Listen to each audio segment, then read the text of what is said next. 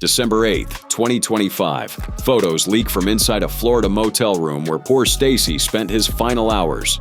Blood on the walkway, children's toys scattered outside, a stripped mattress, and his family screaming one thing: this wasn't suicide. Here's the new footage everyone's talking about. December 8th, 2025. Photos surface online that nobody should have to see. Images from inside a Florida motel room where rapper POORSTACY spent his final moments, taken by someone staying in the adjacent room. And what they show paints a haunting picture of chaos, tragedy, and unanswered questions. POORSTACY's family disputes his cause of death as 911 call audio surfaces. POORSTACY passed away after an incident at a hotel room in Boca Raton on Saturday, and an investigation remains ongoing. The Boca by the Sea Hotel, a budget spot on North Federal Highway in Boca Raton. This is where POORSTACY, his baby mama Nicole Grixtas, and their son had been staying. 10 days in that room before everything fell apart on November 29th. The outside photos tell their own story. Yellow crime scene tape wrapped around the building. An officer standing nearby with a notepad, documenting everything. But it's the details that hit hardest. Children's plush toys scattered across the lawn outside the door. The innocence of a toddler's belongings, sitting right there next to a trail of blood splattered on the tile leading up to the entrance. Inside the room, even more disturbing. The mattress stripped bare and flipped on its side. Floor covered with mail and personal belongings. Countertops overflowing with cups, plates, trash everywhere. The room showed signs of dysfunction that had been building for days, and blood stains throughout. A gun and threatened to shoot her if she didn't tell him where his drugs were, alternating between pointing the gun at himself and her over the next hour, before she says he put the gun to his head and pulled the trigger early Saturday morning. November 29th, 2025, Saturday morning. A hotel employee places a 911 call reporting a medical emergency. First responders arrive to find POORSTACY with a gunshot wound to his head. He's rushed to Delray Medical Center on a stretcher, still alive at this point. Nicole and their toddler? They were in that room when it happened. That child witnessed their father's final conscious moments.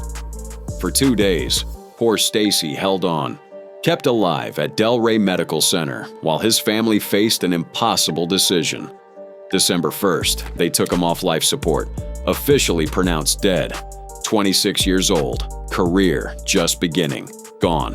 Instead of unaliving, some of POORSTACY's family suspects foul play. The 26-year-old checked into the hotel 10 days before his passing alongside a woman and a toddler. It's unclear if either was present. But here's where things get complicated. Hours after the shooting, Nicole Grixtas was arrested, charged with child neglect without great bodily harm, held on $5,000 bond at Palm Beach County Jail. Her mugshot tells its own story. A black eye, bruising on both sides of her face, marks on her right thigh and thumb. Physical evidence that something violent happened in that room beyond the gunshot. The police affidavit mentions something else. Officers searched that motel room and found drugs and drug paraphernalia, alongside those children's toys and scattered food. The environment that toddler was living in for those 10 days. On Wednesday morning, TMZ published an audio from the 911 call. By the way, y'all could go listen to that way y'all listen to that. I'm not putting it here. Which the Boca Raton police, I hope I'm saying that right, by the way. Then there's the 911 call. TMZ obtained the audio exclusively. But here's what's strange. Police marked it as a redacted file. All investigative information removed from the recording. A hotel employee made that emergency call, but what they actually said, what details they provided, we don't know. The redactions are hiding something, and authorities aren't explaining why they're keeping those details under wraps. POORSTACY's family isn't accepting the official narrative, not even close. According to TMZ, the outlet says that the source close to the rapper's relatives claim they don't believe his death was unaliving. POORSTACY reportedly shot himself in Boca Raton. A source connected to his family told TMZ directly. They suspect foul play. They believe the details don't add up.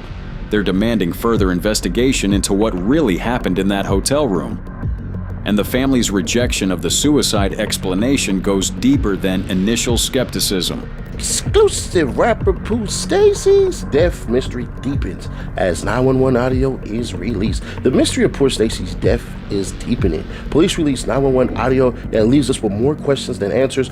And honestly, some of their concerns make sense. The bruising on Nicole, the chaotic state of the room, the redacted 911 call, the fact that police released that room back to the hotel the same day for a thorough cleaning. Evidence potentially destroyed before a complete investigation could even happen. Here's going to be the issue, and this is always a problem that I have when people who get to doing this, right? We have this thing called GSR. Then there's going to be this thing called powder burns, right? The forensic evidence that should exist to prove what happened remains unclear. But the reason why I bring up GSR, and this is where a lot of people fail to mention certain things, the GSR more than likely was all around him. Now, there is a plume effect depending on how close she was. What don't those photos show? The exact location of the shooting within the room, where the gun was found, the forensic evidence placement, whether he was actually streaming on Instagram Live when it happened, like some reports suggested, the full extent of whatever struggle allegedly took place.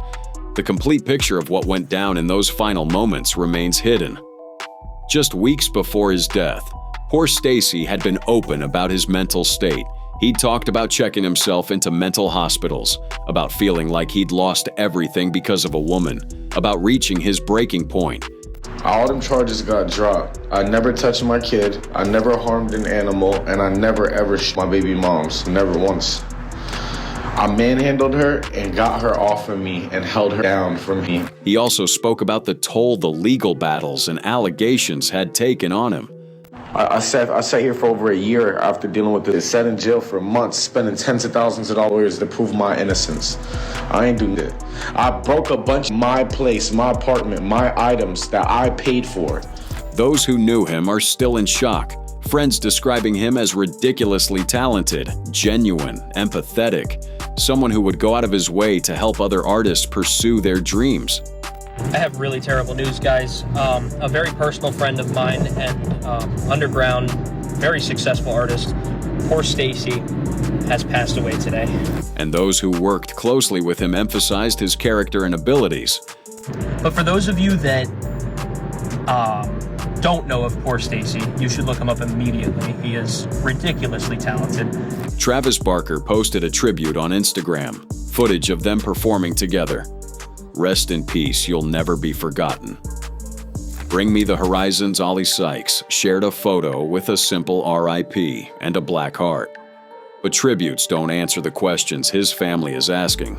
A Grammy-nominated artist, a father, a 26-year-old whose career was just taken off, gone in a budget motel room while his toddler was present. The internet had something to say about TMZ publishing the photos. And like I said before, man, listen, again, I don't know if he's independent, I don't know if he's signed, go check out his music, so the family can get the road to checks or whatever. People slammed the outlet for what they called insensitive, exploitative coverage. One person wrote, "You are what is wrong in this world, showing images that people can't unsee." Another said, "I don't know what's worse, the story, or you trying to capitalize off it." Is how the hell can y'all say she should have made an effort to get the hell up out of there with that kid? When? The final reflection on this tragedy is sobering. To lose someone is just always terrible, especially around the holidays, like I said in the video prior. It's just a sad situation, but again, man, my condolences to POORSTACY. The investigation remains officially open. But with that hotel room already cleaned, with so much of the 911 call redacted, with so many questions still unanswered, we may never know the full truth about what happened to POORSTACY on November 29th, 2025.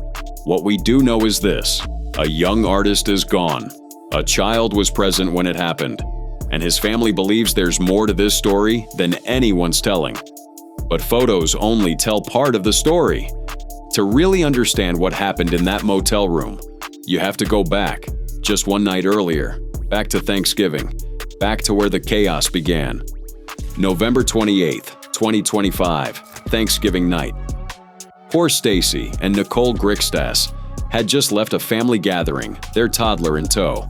They returned to their hotel room at the Quality Inn in Boca Raton around 11 p.m. What seemed like an ordinary evening would have become the final hours of Carlito Milfort's life.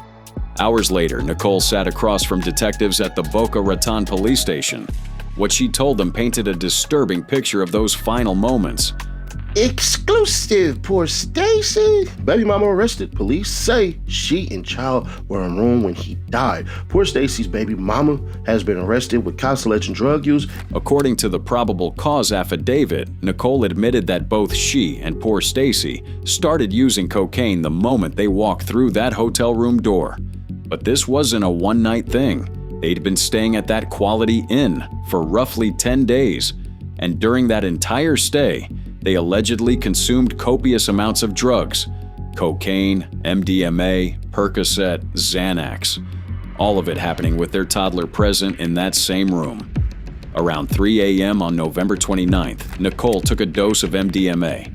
By her own admission, the drug use made the sequence of events difficult to recall, but what she could remember was terrifying.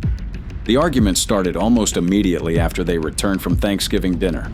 According to Nicole, they fought nearly the entire night. Accusations of cheating flew back and forth. Poor Stacy grew increasingly erratic, paranoid that Nicole was hiding his drugs somewhere. When she denied it, things escalated violently. Nicole told police that Poor Stacy forcibly removed her clothing, searching her body for hidden narcotics. She alleged he struck her multiple times during this encounter. Detectives documented the evidence on her body: bruising on both sides of her face, bruising on her right thigh, an injured thumb. Her mugshot would later show a visible black eye. But the violence didn't stop there. At some point during the chaos, Poor Stacy grabbed a handgun from a Louis Vuitton bag. According to Nicole's statement, he waved the weapon around during their heated argument. He threatened to harm her. Then he threatened to harm himself. Multiple times throughout that night, he allegedly held the gun to his own head.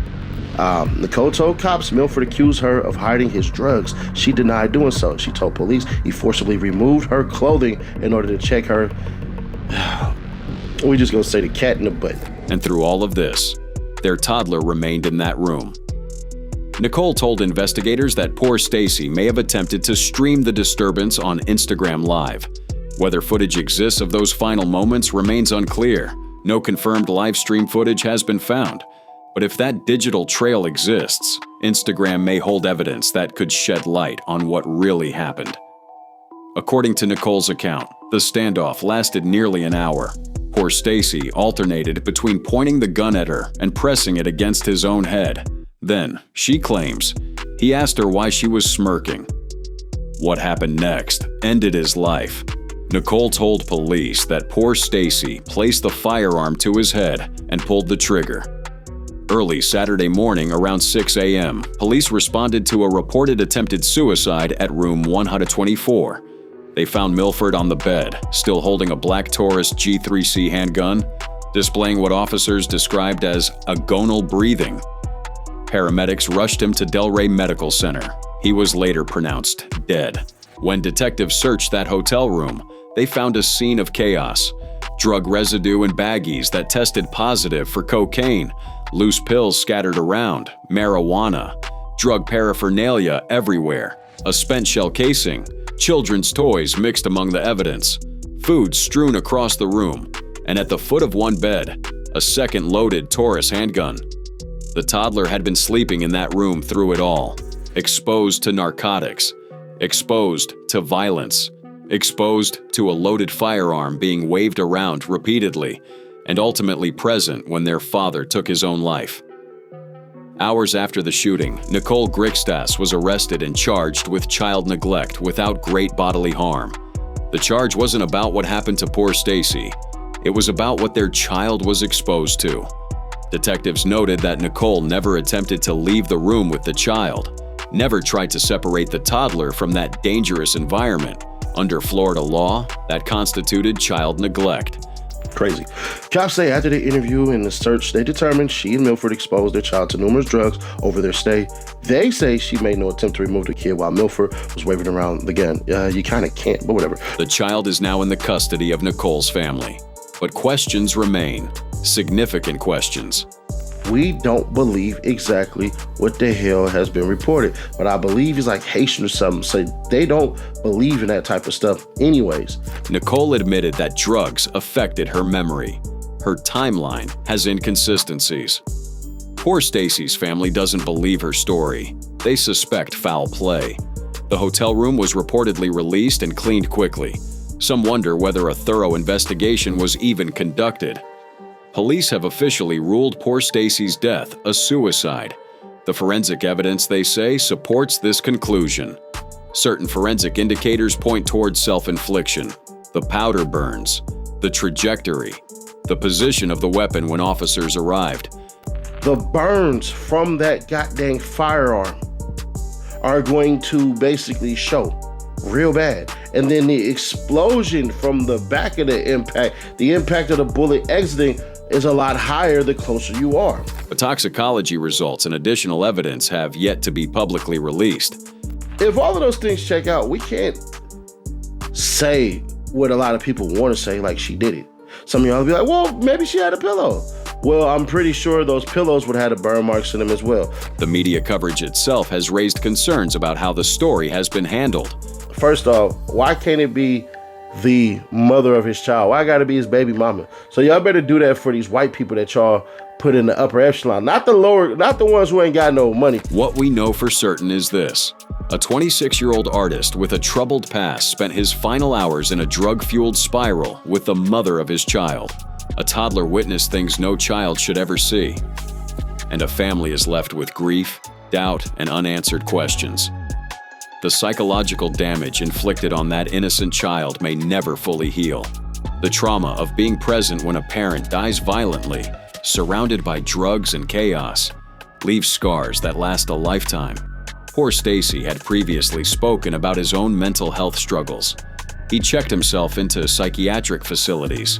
He'd fought legal battles. He'd dealt with accusations and controversies. You heard? Dude, it is so...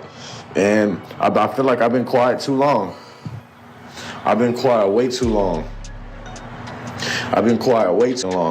Looking back at his own words from months earlier, he had described losing everything. The legal battles, the public accusations, the money-drained fighting charges that ultimately got dropped. Who tells me, who won't let me see my kid? I gotta threaten to call the police for kidnapping because I'm on the birth certificate. I named his son. This is the same person that y'all be listening to. But his family insists he wasn't suicidal. They point to his upcoming music, the Travis Barker collaboration, plans for the future that didn't match someone ready to end it all. What I'm trying to say is I got a lot of new music coming soon. Me and Travis Barker are about to drop like a whole pretty much tape of that we're doing. I don't want to talk too much about it. Just weeks before his death, he was talking about new projects, excited about what was coming. That doesn't prove anything definitively. Mental health doesn't always follow predictable patterns, but it adds another layer to an already complicated picture. The signs were there long before that night. You could see it in his words, his live streams, even his music. We just didn't realize what we were watching until it was too late. About a year before his death, Poor Stacy went live on social media. What his fans witnessed that night should have been a wake-up call for everyone watching. That's so real though, man. I love that shit so much, bro. Cause I think I said on the last one, I was just like, I feel like I failed for 7 years in a row. He told viewers he'd checked himself into a mental hospital, that he was ready to end his life, that he'd lost everything, and he blamed it all on one woman. The live stream, later obtained by TMZ, showed a man in complete desperation. Fans watched him spiral in real time. The comment section filled with concern, people typing frantically, asking if he was okay, begging him to get help. But what can you really do through a screen? He kept repeating it. I've lost everything. Over and over. The woman he blamed was almost certainly Nicole Grixtas, the mother of his child. Their relationship had been volatile for years, toxic in ways that would become public in the worst possible way. But here's what's haunting about that live stream. He told fans his new music came from his soul, that he was turning his pain into art. Well, you know, you inspire the people who are around you. You give the people hope who are around you. And I feel like that's our mission, right? Is that you want to inspire the world. Yeah, I agree fully. The creative outlet that so many artists rely on. It wasn't enough. His lyrics hinted at the darkness consuming him. His music documented his descent in ways fans are only now fully understanding. But beyond the art, there was something else eating at him. Because I couldn't really get my thoughts into words. I couldn't really express myself because I was so overwhelmed by how much I was paying attention to. So being able to like zone in and eliminate all other... He recognized he was at risk. That's why he checked himself into a mental health facility. He sought professional help voluntarily. He did what you're supposed to do, and it still wasn't enough.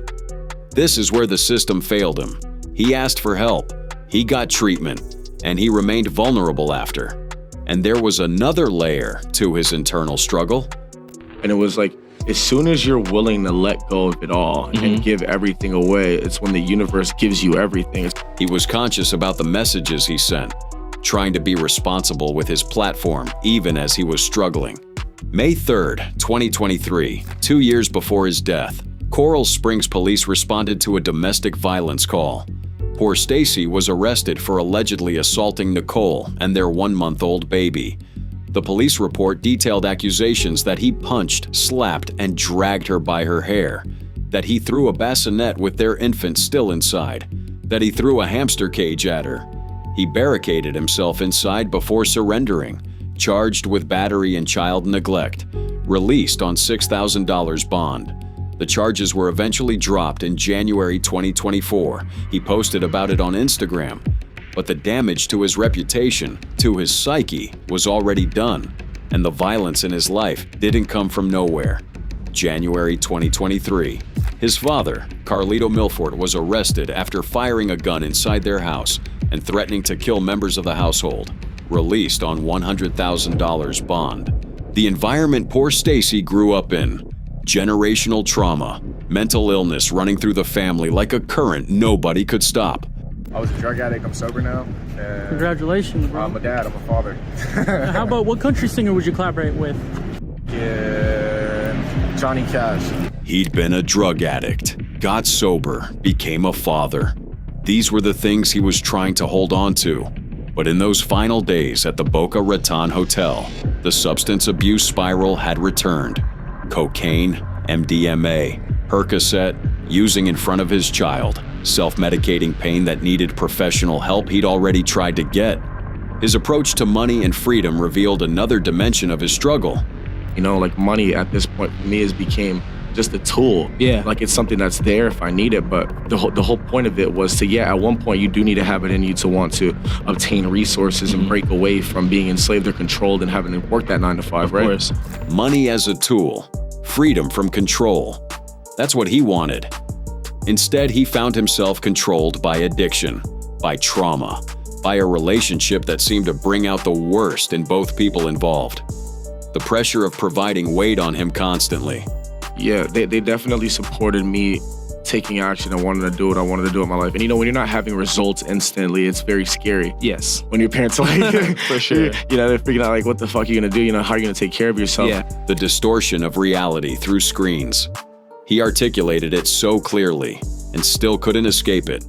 His philosophy about life had an almost prophetic quality looking back. Their content into the right hands, so. Yeah, I don't know. Getting from Florida was a trip. Yeah. It was a trip. Got you. Would you say it was like difficult or, it was just more of a journey for you? Yeah. He talked about letting go of everything, about the universe giving back when you release your grip. Maybe he let go of too much.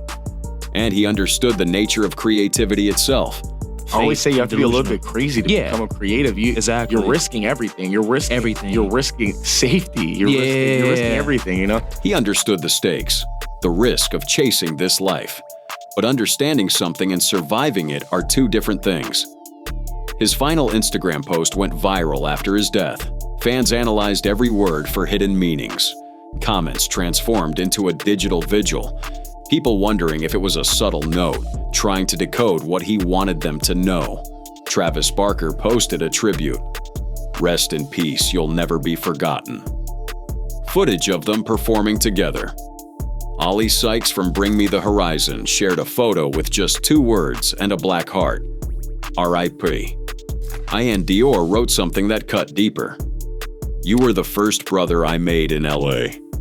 Did they see the signs? Do they carry guilt for not intervening? These are questions that haunt everyone who knew him. The investigation continues. Palm Beach County Medical Examiner still working. Toxicology reports pending. His family pushing for answers, disputing the suicide ruling, suspecting something more nefarious.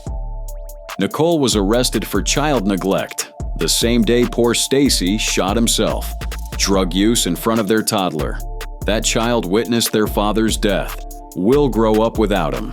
The innocent victim of adult chaos, carrying psychological scars that may never fully heal.